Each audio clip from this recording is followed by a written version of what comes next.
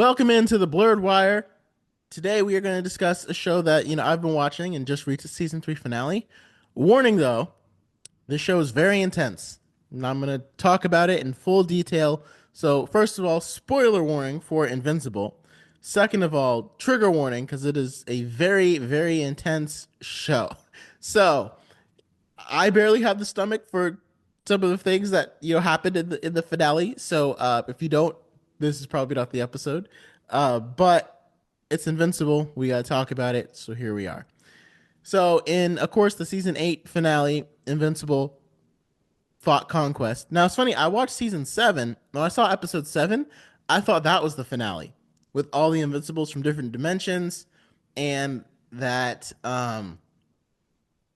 what's his name, Conquest arrived for the Viltrumite, the storyline that they left off with the other Viltrumite. And I was kind of expecting that it was going to be that was going to be it, and that was going to kind of be the cliffhanger. And season 4 would start with him fighting.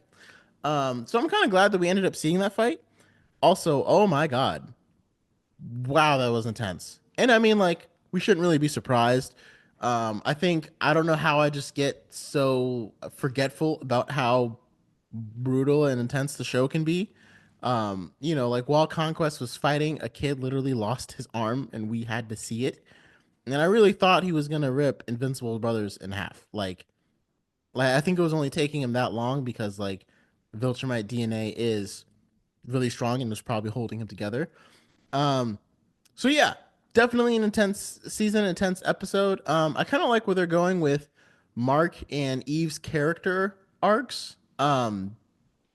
Seeing as Eve, you know, learned recovered from having a hole punched through her, and was able to, the way that they blocked off her powers to where she can't rearrange sentient matter unless those mental blocks are erased. And so I'm wondering if in season 4, like my theory is, I think Cecil is going to decide to take those mental blocks off. And that's going to be a huge part of season 4 because he's going to be like, you're the only one. Like, throughout the whole show, we've been looking at Mark as the only one who can defeat the Viltrumites. But Cecil, especially after what Mark did at the beginning and their whole falling out, Cecil might start looking at Eve as the best way to defeat the Viltrumites because she can rearrange their matter. And she held her own against Conquest. She rearranged the molecules in the air so he was flying through her, increased the density. So there's a lot that she could do against Viltrumites, especially if she has those blocks removed and she could rearrange sentient matter and make, like, she could literally make their arms like stuck together, like make their arms into a straitjacket, if she wanted to. Stuff like that, like I'm pretty sure she could, like, I don't know if that's just like an instant kill thing, because like when she stood up, she blasted Conquest with like a blast of energy and he like survived, and then Mark ended up being the one who killed him. Well, killed him, but I guess knocked him unconscious.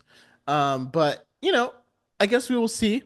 We will see because it definitely feels like she has a better chance with her powers because of what she can do. Because being able to rearrange matter is just crazy. You can turn anything into anything.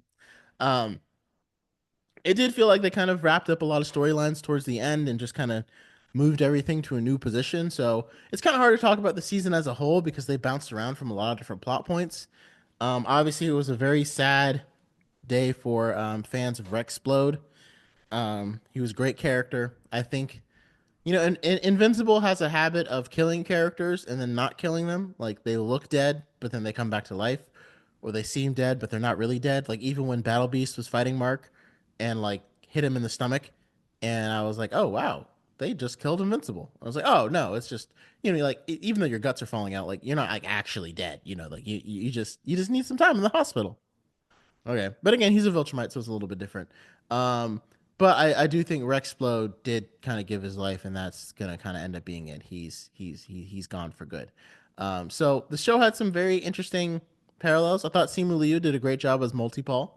Um, and I did kind of like the storyline with the dragon. I thought when they had what's his name, Titan, and the who had to, he was what's his name, whoever the dragon leader was, and how he Titan owed him money and all the things that he had to do in order to serve him. I thought it was going to be more interesting. Like I thought Titan was just going to go after him while he was outside of his body in the giant dragon. But I guess that's not really what ended up happening. Um, but yeah, so it's hard because it's like it's telling a cohesive story, but it also kind of bounces around a lot, and that's what comics do. I think this show is like the best indication of like a comic book storyline because comics often have one narrative, but they kind of bounce from different narratives and like they'll play a whole narrative out and then they'll leave it and bounce to another one and then return to that narrative and keep playing it and somehow that will affect the next one or something like that. They'll just bounce all around. So things like that will be very interesting to see how it plays out. Like I said, my prediction, I think Cecil, my number one prediction is I think Cecil is going to try to take those mental blocks off of Adam Eve. And also my biggest question is like it's gonna sound weird, but like so Adam Eve, um, she can recreate molecules, and at one point she's like, "Man, I need money. Me and Mark need money." So they start a business to protect a prison of like supervillains. Okay, but also what? But also can't she just like make money? Like, can't she just like I don't know if she finds it unethical. If I had her powers, I wouldn't find it unethical. I would just make money and give it to people. Like I would just make a bunch of money, give it to people, make a bunch of money, give it to people, make a bunch of money, give it to myself.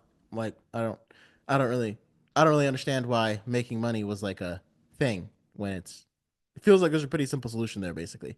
But I could be wrong. Maybe that's not how it works, but I don't really know how it's not. Like would those bills be counterfeit? But I mean, she can just make them look exactly as real as they need to be. So I don't know. So let me know your thoughts on that.